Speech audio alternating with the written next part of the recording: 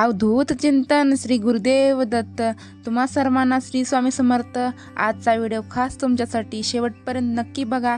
नवीन असाल तर चॅनलला सबस्क्राईब करायला विसरू नका. गुरुवारच्या दिवशी कामे केल्याने कुटुंबाची रात्र दिवस प्रगती होत जाते. कुटुंबाला खूप त्रास आहे, खूप अडचणी आहेत, कोणतेही काम पूर्ण होत नाही. काम करायचा विचार केला त्याच्यामध्ये पण अडथळे निर्माण होतात, प्रगती होत नाही किंवा नवरा बायकोची सारखे भांडणे होत राहतात.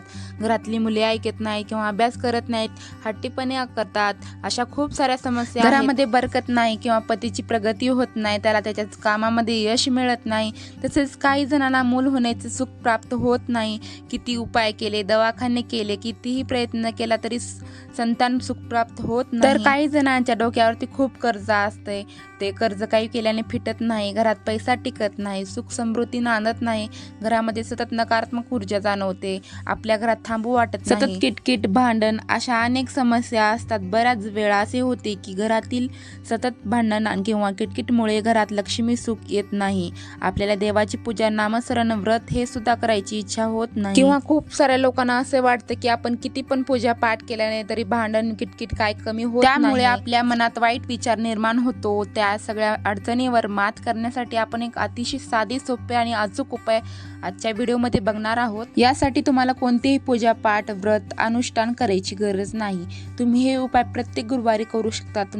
याच्यामुळे तुमचा बृहस्पती ग्रह हा मजबूत होतो. बृहस्पतींचा देवाचा वार हा गुरुवार असल्यामुळे गुरुवारी केलेले जे उपाय असतात ना, त्याच्यामुळे आपल्याला सर्व मनोकामना पूर्ण होतात.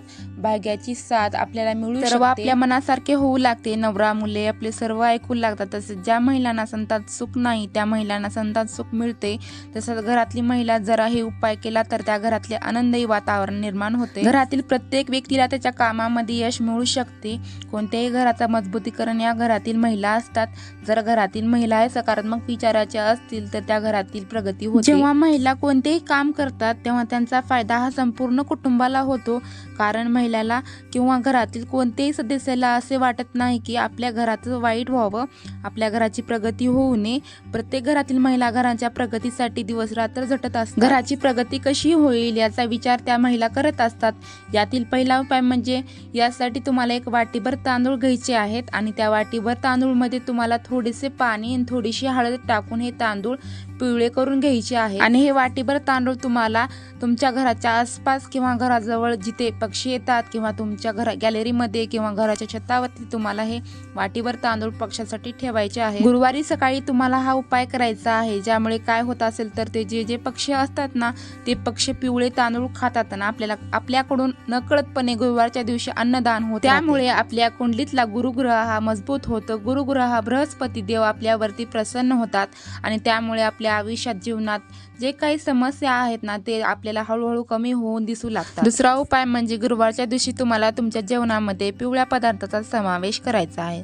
जसे बेसन, हरभऱ्याची डाळ आणि त्याच्यापासून आपल्याला भाजी काहीतरी बनवायची किंवा पिवळ्या रंगाच्या फळाचा आपल्या आहारामध्ये समावेश करायचा आहे. जसे की केळी असतील, संत्री असतील. म्हणजे गुरुवारच्या दिवशी आपण जास्तीत जास्त पिवळ्या रंगाचा पदार्थ आपल्या आहारामध्ये समावेश करायचा आहे आणि त्याचे सेवन करायचे आहे. या उपायाने देखील आपल्या गुरुग्रह हा मजबूत होतो. तसेच गुरुवारच्या दिवशी जर तुम्हाला शक्य झालं तर पिवळ्या रंगाचे वस्त्र देखील घालू शकतात. ज्योतिषी शास्त्रानुसार हे उपाय सिद्ध उपाय मानले गेले आहेत. कारण प्रत्येक दिवसाचे वेगवेगळे असे महत्व आहे. प्रत्येक दिवस हा प्रत्येक ग्रहाला समर्पित असतो. त्यामुळे गुरुवारी हा उपाय केल्याने आपल्या कुंडलीतले गुरुग्रह हा मजबूत होतो आणि आपल्या कोणत्याही प्रकारची अडचण येत नाहीत. गुरुवारी हा उपाय पूर्णत्वास जातात, त्याच्यामध्ये कोणत्याही प्रकारचे अडथळे. तिसरा उपाय म्हणजे खूपच असे पुण्यफळ आपल्याला प्राप्त होते. त्यामुळे हळूहळू प्रगती होते आणि हे आपल्याला लक्षात सुद्धा येत नाही. आपल्यात आता चांगले बदल घडून लागतात. तसेच ज्यांना विवाह होण्यास अडथळा निर्माण होते त्यांना हा उपाय केल्याने लवकरात लवकर विवाह होण्यास मदत होते. चौथा उपाय असा आहे की गुरुवारच्या दिवशी तुम्हाला आंघोळीच्या पाण्यामध्ये चिमूटभर हळद टाकायची आहे आणि ज्या पाण्याने तुम्हाला आंघोळ करायची आहे. तसेच घरातील ज्या ज्येष्ठ व्यक्ती आहेत ना, त्यांच्या गुरु मानतात, त्यांना तुम्हाला गुरुवारच्या दिवशी आवर्जून नमस्कार करायचा आणि त्यांचे आशीर्वाद तुम्हाला घ्यायचे आहेत. त्यामुळे तुमच्या कुंडलीतला गुरुग्रह मजबूत होतो. तसेच घरातील महिला गुरुवारच्या दिवशी आपल्या केस कधीही धुवू नये. गुरुवारच्या दिवशी केस धुतल्याने आपल्या गुरुग्रह कमकुवत होतो.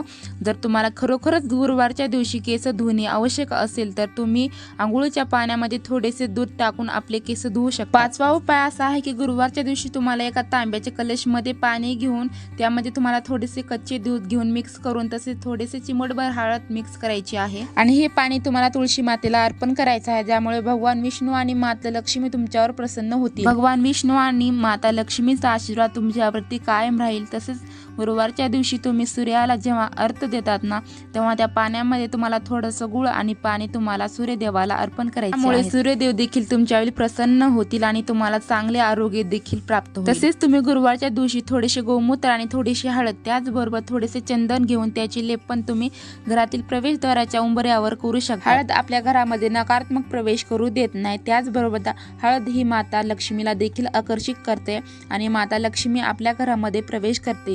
त्यामुळे घरामध्ये सुख समृद्धी. जर या व्हिडिओमध्ये तुम्हाला माहिती आवडली असेल तर व्हिडिओला लाईक करा आणि चॅनलला सबस्क्राईब करायला विसरू नका. व्हिडिओ शेअर करा आणि आजचा व्हिडिओ पाहिल्याबद्दल तुम्हाला सर्वांना मनापासून धन्यवाद. श्री स्वामी समर्थ.